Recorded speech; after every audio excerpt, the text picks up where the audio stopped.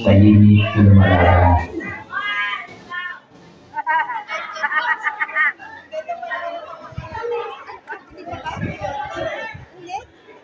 Tahimik na lumalaban para sa kinabukasan.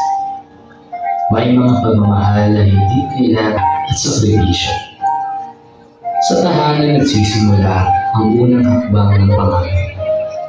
Dito hinulubog ang tapang, disiplina at pag-asa. Ang pagmamahal ng isang ina ang nagiging unang lakas ng isang anak. Lakas na magtutulak sa kanyang maniwala sa sarili at harapin ang mundo. Bitbit ng bawat batang nangangarap ang mga aral ng daan. Ang magsikap, tumayo sa sariling paa at huwag sumuko sa hamon ng buhay. Sa bawat pagsubok na kanyang haharapin, dala niya ang inspirasyong nagmumula sa pusong may pamahal at sumusuporta.